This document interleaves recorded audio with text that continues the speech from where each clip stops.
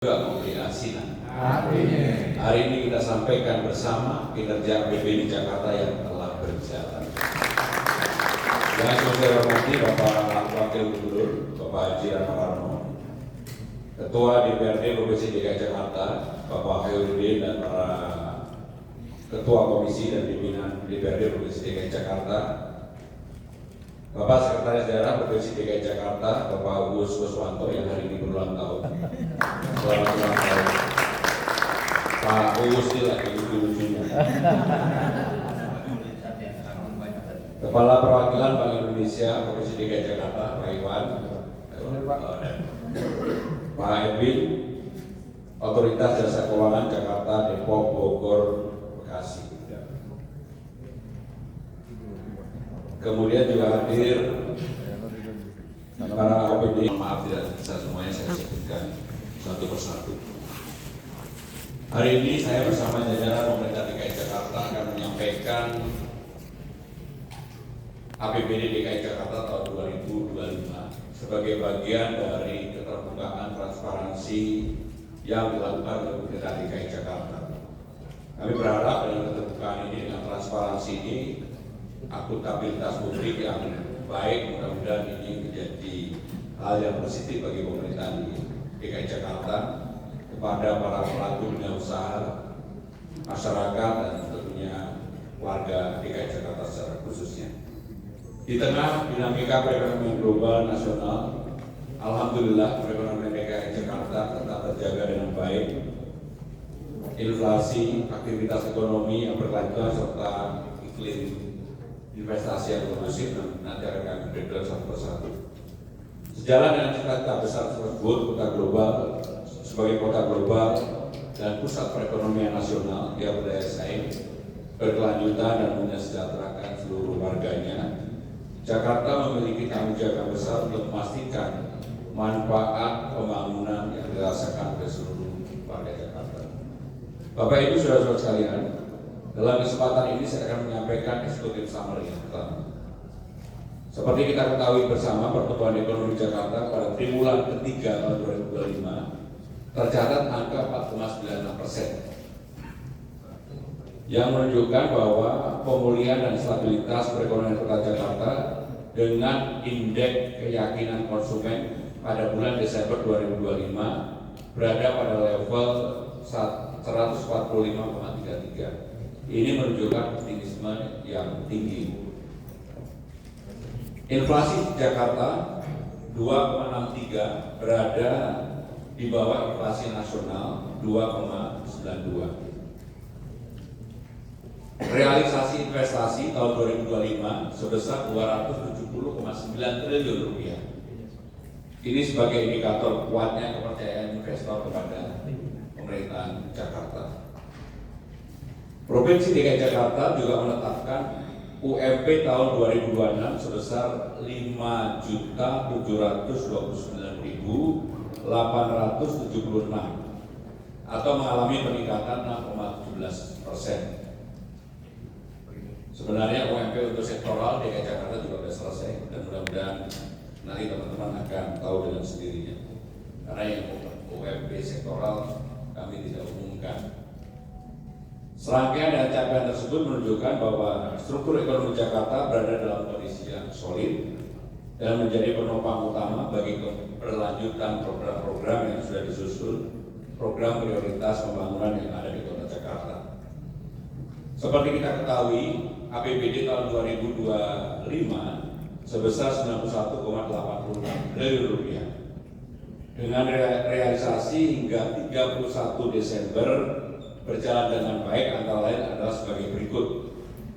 Pendapatan daerah sebesar 79,94 triliun yang tidak hanya berasal dari pajak daerah dan restribusi daerah, tetapi juga pemanfaatan aset yang mencapai 448 miliar rupiah.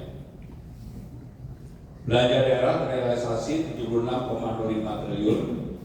Pembiayaan daerah tercatat 1,89 triliun, silpa pada Desember 2025 5,78 triliun.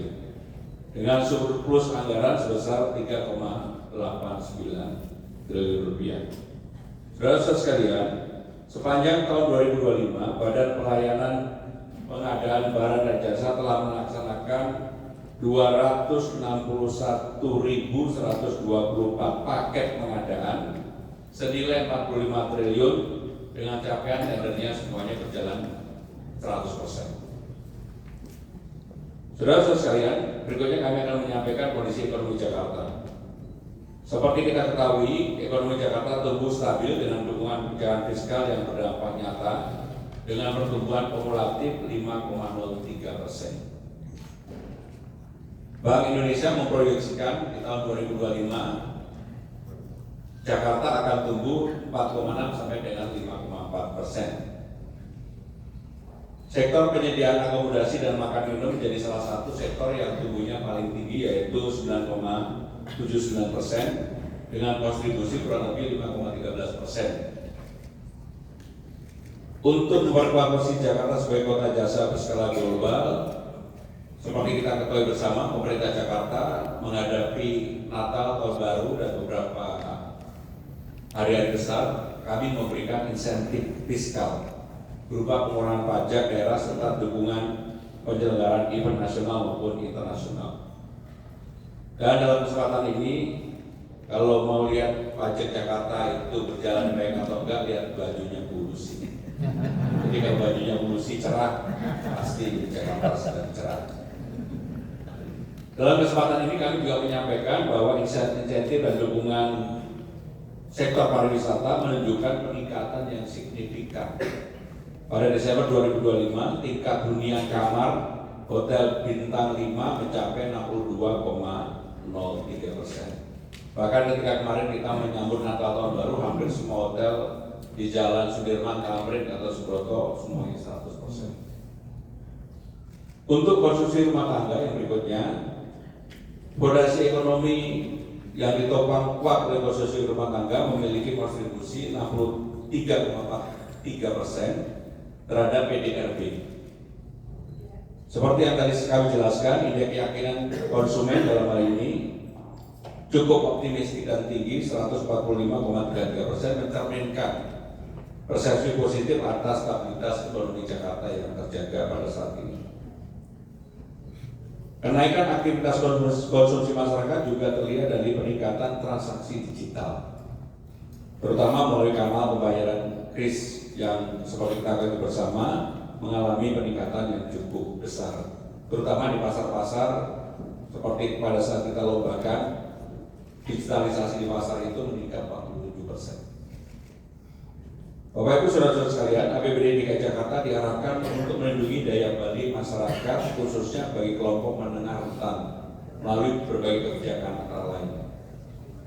Pemberian insentif fiskal daerah sebesar 7,14 triliun kepada 2,3 juta objek pajak. Jakarta untuk bantuan sosial dan pendidikan, perlindungan sosial, rehabilitasi sosial cukup besar, yaitu 4,3 triliun.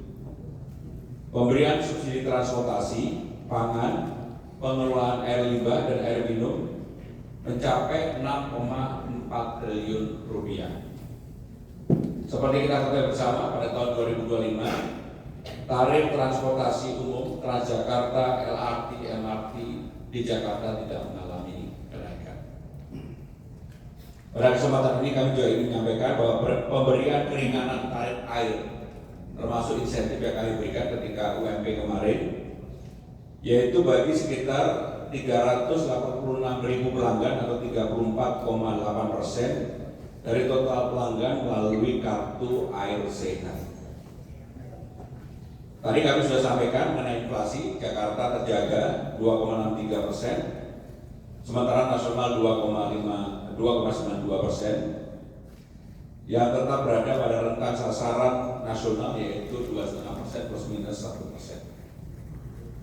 Bapak Ibu sekalian, untuk menjaga inflasi, saya dengan Pak Wagub terus-menerus memonitor hal yang berkaitan dengan pertama menjaga keterjangkauan harga, yang kedua adalah menjamin ketersediaan pasokan, Yang berikutnya adalah memastikan kelancaran distribusi dan memperkuat komunikasi publik.